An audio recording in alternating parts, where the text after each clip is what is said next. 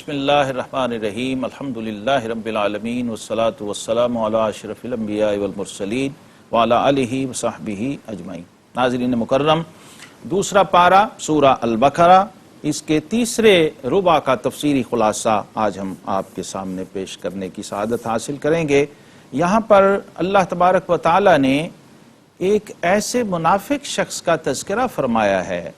سورہ البقرہ کے اندر، جہاں پر جو شخص بظاہر صحابہ کرام علیہم رضوان کا ہم نشین بھی ہے، آقا کریم علیہ السلام کی مجلس کے اندر بیٹھتا بھی ہے، لیکن قرآن نے کس طرح سے اس کے اس رویے کو بیان کیا۔ وَمِنَ النَّاسِ مَن يُعْجِبُكَ قَوْلُهُ فِي الْحَيَاةِ الدُّنْيَا، بعض آدمی وہ ہوتے ہیں کہ دنیا کی زندگی میں اس کی بات تجھے بھلی لگتی ہے، ویسی چکنی چپڑی باتیں کر رہا ہوتا ہے اور ایسے میٹھے انداز سے بول رہا ہوتا ہے کہ وہ ہمیں بھانے لگ جاتا ہے، لبھانے لگ جاتا ہے، اس کا انداز ہمیں پرکشش محسوس ہو رہا ہوتا ہے۔ لیکن رب کائنات نے فرمایا وَيُشْهِدُ اللَّهَ عَلَى مَا فِي قَلْبِهِ وَهُوَ أَلَدُّ الْخِصَامِ، اللہ تبارک و تعالی اس بات کو جانتا ہے کہ جو اس کے دل کے اندر ہے۔ اب جب بندہ منافق ہو جاتا ہے نا، تو وہ چاہتا ہے کہ میری اس منافقت کو کہیں سے کوئی سپورٹ اور تائید بھی مل جائے،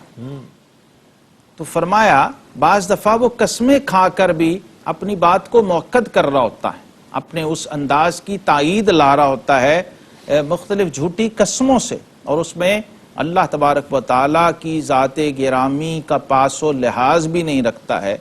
اس کو بھی اپنی سپورٹ کے استعمال کرنے کی کوشش کرتا ہے۔ قرآن نے کہا وَهُوَ أَلَدُّ الْخِصَامِ، حقیقت میں وہ سب سے بڑا جھگڑالو ہے۔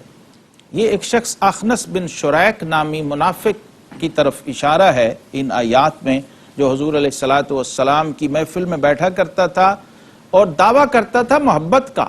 میں بڑا عاشق رسول ہوں، مجھے حضور صلی اللہ علیہ وسلم سے بڑی محبت ہے،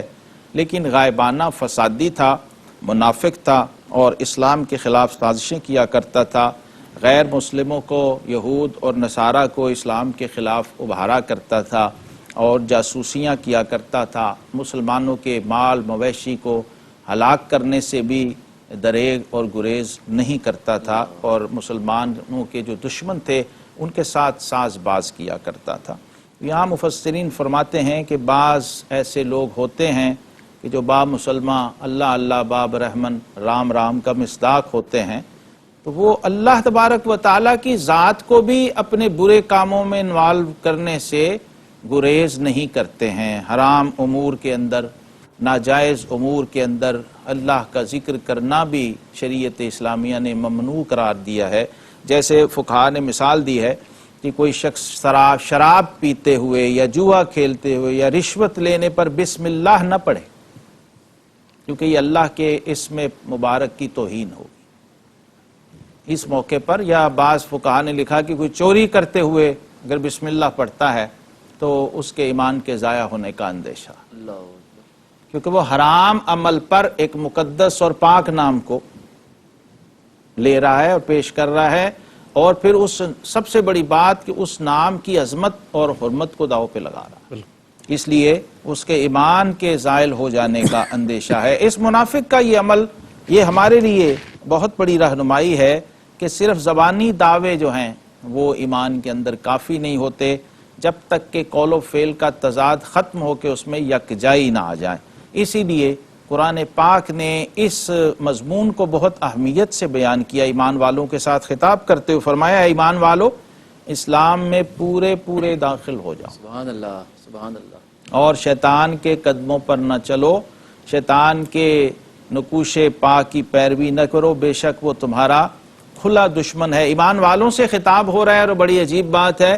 اور انہیں کہا جا رہا ہے، پہلے کہا یا ایھا الذین آمنوا، اے ایمان والو، اور پھر کہا ادخلوا فی السلم کافہ، اللہ، اسلام میں پورے پورے داخل ہو جاؤ۔ تو مطلب یہ کہ بعض ایمان والے ایسے ہوتے ہیں کہ وہ ایمان تو لا چکے لیکن ابھی اسلام میں پورے پورے داخل نہیں ہو رہے ہیں، جیسے حضرت عبداللہ بن سلام رضی اللہ تعالی علماء یہود اور تورات میں سے تھے۔ جب کلمہ پڑھا، مسلمان ہوئے، تو چونکہ بنی اسرائیل کے اندر جو اونٹ کی چربی ہے وہ استعمال نہیں کی جاتی تھی، حضرت یعقوب علیہ السلام کی طرف یہود اس کو منسوب کرتے تھے، تو آپ بھی اونٹ کا گوشت کھانے سے گریز کرتے تھے۔ تو صحابہ اکرام نے نوٹ کر کے جب حضور علیہ السلام کی خدمت میں یہ بات پیش کی تو یہ آیت نازل ہوئی کہ جب سارا کچھ ہمارا مان لیا تو پھر اس سنت کو بھی تسلیم کر لو اور اس کو بھی قبول کر لو۔ گویا آقا کریم علیہ السلام کی اتباع و اطاعت ہی اب کل دین ہے اور کل شریعت ہے، اور قرآن نے دو ٹوک واضح جگہ جگہ یہ فرمایا ہے کہ ان کنتم تحبون اللہ فاتبعونی یحببکم اللہ۔ اب اللہ کی محبت بھی مشروط ہو گئی اتباع حبیب صلی اللہ علیہ وسلم۔ جب تک آقا کریم علیہ السلام کی اتباع و اطاعت نہیں کرتے ہو اللہ کی محبت نصیب نہیں ہوگی، اور جب اس حبیب کے نقش قدم پہ چلو گے تو کیا ہوگا؟ پھر اللہ تمہیں محبوب بنا لے، یعنی اللہ کا محبوب بنے جو تمہیں چاہے، اور اس کا تو بیان ہی نہیں کچھ، تم جسے چاہو۔ کیا بات، کیا بات! تو اس طرف بھی ہمیں متوجہ کیا کہ شیطان تمہارا کھلا دشمن ہے۔ ناظرین محترم، مومن کا ایک ہی بڑا دشمن ہے اور وہ شیطان ہے، جو ایمان کا دشمن ہے، اور کبھی کسی حال میں وہ آپ کا دوست نہیں ہو سکتا، کبھی بھی آپ کا خیر خواہ نہیں ہو سکتا۔ اس سے بہت الرٹ رہنا چاہیے۔ اور اعوذ باللہ من الشیطان الرجیم، حضور علیہ السلام نے فرمایا جب کوئی 10 بار پڑھ لے تو شیطان کے حملے سے محفوظ ہو جاتا ہے، اور اگر کہیں شیطان کی زد میں آ جائے، غصے میں آ جائے، بے قابو ہونے لگے، اپنے حواس کنٹرول میں نہ رہیں، تو فرمایا یہ پڑھے تو شیطانی اثر اس کے وجود سے زائل ہو جائے گا۔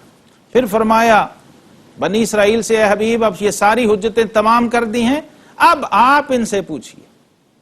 اب ان سے سوال کیجئے، کمت آتیناہم من آیت بینہ، کتنی کھلی روشن نشانیاں، کھلی آنکھوں سے نظر آنے والے معجزے ہم نے تمہیں عطا کیے، اور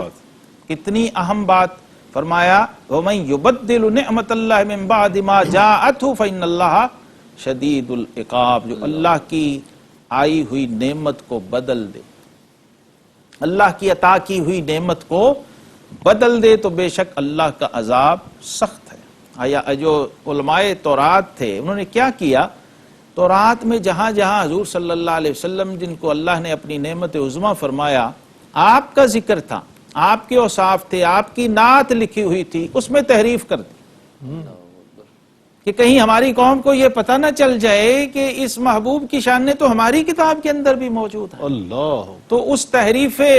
ظاہری اور باطنی اور تحریف معنوی کے نتیجے میں ان کی قوم گمراہ ہوئی، اور انہوں نے آقا کریم علیہ السلام کے اوصاف کو چھپایا، تو اللہ رب العالمین نے اس کو نعمت کے اندر رد و بدل کرنا قرار دیا اور نعمت کی ناشکری قرار دیا۔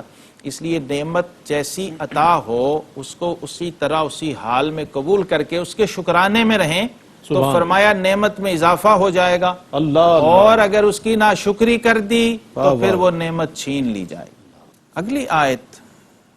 اس میں اللہ رب العزت نے ایک خاص باطنی کیفیت کی طرف اشارہ فرمایا ہے کہ کیا تم لوگ اس گمان میں ہو کہ ایسے ہی جنت میں چلے جاؤ گے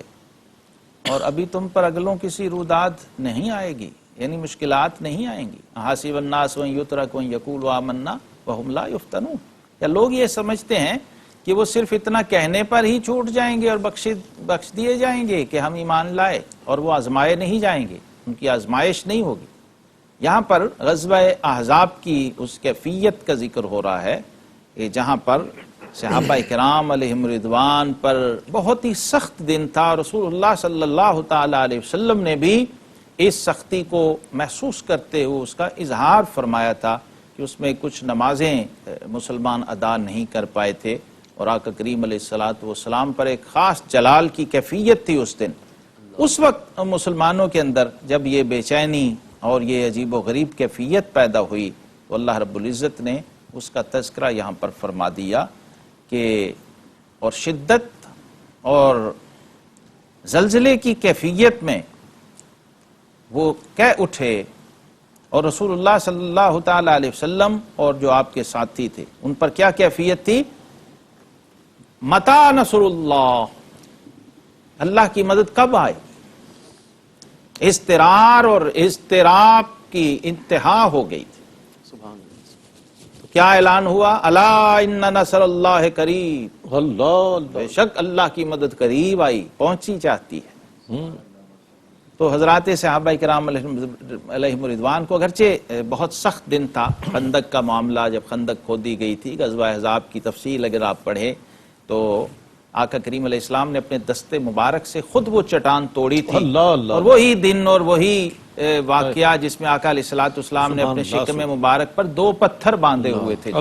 یہ وہ اس موقع کی طرف اشارہ کیا جا رہا ہے اس میں، اور بتایا جا رہا ہے کہ کوئی یہ نہ سمجھے کہ جنت اتنی آسانی سے مل جائے گی، جب اتنے محبوب اور پیارے لوگوں پر اتنی شدت آئی ہے اور اتنی مشقتیں اٹھائی ہیں انہوں نے، تو اے بعد والو تمہیں بھی اس کے لیے تیار رہنا چاہیے کہ دین اور ایمان کے رستے میں جب کوئی آزمائش آتی ہے، تکلیف آتی ہے، تو پھر ثابت قدمی کا مظاہرہ کرنا ہے۔ اسی تسلسل میں جو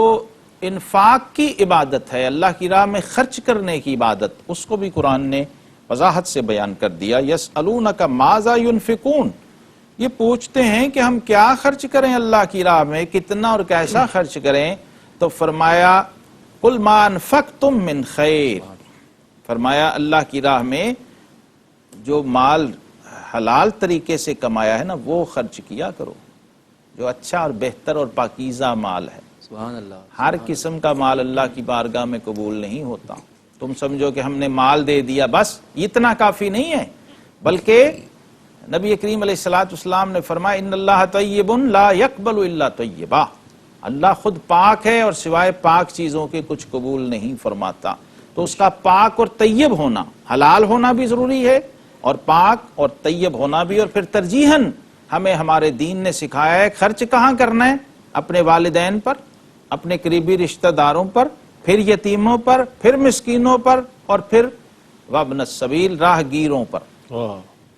پھر آگے یہ ایک ترتیب دے دی ہے ترجیحات کی۔ حدیث پاک میں ہے کہ کسی اور کو زکوٰۃ دینے کی بجائے اپنے قریبی رشتہ دار کو اگر زکوٰۃ دی جائے تو اس کا 2 گنا ثواب ہے۔ سبحان اللہ۔ تو یہ ایک ترجیحات ہمیں ہمارے دین نے بیان کر دی کہ آپ ایک ہی عمل سے زیادہ اجر کیسے حاصل کر سکتے ہیں۔ اور ایک اور چیز قرآن پاک میں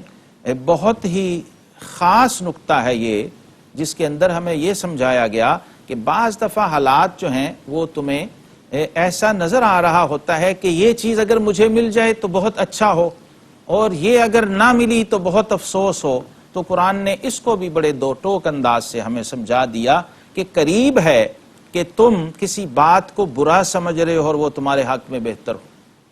ہو، اور قریب ہے کہ کوئی بات تمہیں پسند آئے، تمہیں اچھی لگ رہی ہو، آسان تو حب شیئن وہو شر لکم، اور وہ تمہارے حق میں بری ہو۔ اس لیے توکل اور اعتماد صرف اور صرف اپنے رب پر رکھو۔ کیوں؟ کیونکہ حتمی اور قطعی علم صرف اور صرف ذات باری تعالیٰ کے پاس ہے۔ واللہ یعلم وانتم لا تعلمون۔ بے شک۔ اور پھر یہ جو ہم بات بات پہ قسمیں کھاتے ہیں اس کا ذکر بھی یہاں آیا، لا یؤاخذکم اللہ باللغو فی ایمانکم ولکن یؤاخذکم بما کسبت قلوبکم۔ یہاں قرآن نے اشارہ کیا کہ اعمال صرف ظاہری اور جسمانی ہی نہیں ہوتے ہیں بلکہ قلبی اور باطنی اعمال بھی ہوتے ہیں۔ اور یہ دیکھیے فرمایا ہاں اللہ اس پر گرفت فرمائے گا جو کام تمہارے دلوں نے کیے ہیں۔ دل کا نیت ارادہ کرنا اور کسی سوچ پر مائل ہونا، اس پر بھی جزا اور سزا کا ترتب ہوتا ہے، جزا اور سزا اس پر بھی مرتب ہوتی ہے۔ اس لیے فرمایا وہ قسمیں جو بے ارادی طور پر تمہارے منہ سے نکل جاتی ہیں وہ تمہیں معاف کر دی گئی ہیں۔ اس لیے ایسی قسم کا لوگ پوچھتے رہتے ہیں، ان کا کوئی کفارہ نہیں ہوتا، صرف توبہ کر لینی چاہیے۔ جو غیر شرعی قسمیں ہوتی ہیں اس کا کوئی وجود ہی نہیں ہے، یعنی وہ کھائی نہ کھائی برابر ہے۔ قسم کے بھی کچھ آداب ہیں جو ہمیں شریعت نے بتائے ہیں اور سمجھائے ہیں۔ اور ساتھ ہی ساتھ ناظرین مکرم یہاں پر طلاق کے حوالے سے بھی ایک حکم، چونکہ سورہ بقرہ جو ہے قرآن پاک کی بیشتر آیات احکام پر مشتمل ہے، تو آخر میں ایک یہ مضمون بھی آ رہا ہے جہاں پر تیسرا ربع پائے تکمیل کو پہنچ رہا ہے کہ جب تم عورتوں کو طلاق دے دو اور ان کی میعاد پوری ہو جائے تو اے عورتوں کے ولیوں اور والیوں انہیں نہ روکو اس سے کہ وہ اپنے شوہروں سے نکاح کر لیں جبکہ آپس میں موافق شرع رضامند ہو جائیں۔ اب یہاں پر بھی ہمیں یہ مسئلہ سمجھا دیا گیا، ذالک یوعظ بہ من کان منکم یؤمن باللہ والیوم الآخر وذالک ازکی لکم واطہر۔ جو خواتین کا نفقہ ہے اور خرچہ ہے اس کو قرآن نے بیان کر دیا ہے کہ اگر عدت کے اندر اندر کوئی خاتون ایک طلاق کے بعد میاں بیوی دوبارہ رجوع کر لیں تو وہ دوبارہ سے میاں بیوی بن کے رہ سکتے ہیں، ان کو منع نہ کیا جائے۔ اسی طرح رضاعت کے حوالے سے کہ جب ایک خاتون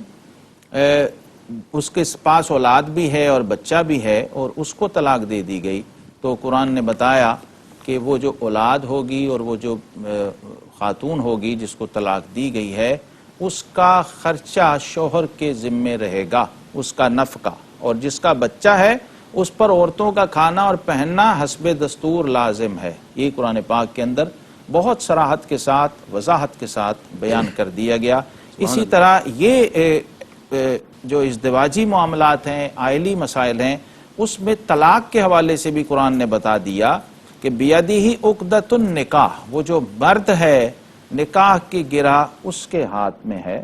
وہی اس کو توڑ سکتا ہے جیسے اس نے باندھی تھی، یعنی حق کے طلاق جو ہے وہ مرد کے پاس ہے اور حق کے خلا جو ہے وہ عورت کے پاس ہے۔ اس کو بھی قرآن پاک نے بیان کر دیا۔ اور آخر میں یہاں پر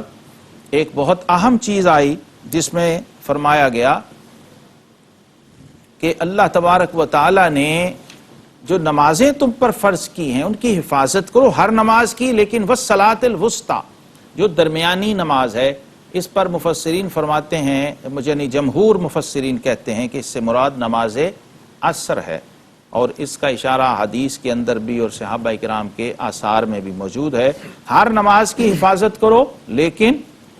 درمیانی نماز کی، بیچ والی نماز کی زیادہ حفاظت کرو۔ وَقُومُوا لِلَّهِ قَانِتِينَ، اور اللہ کے لیے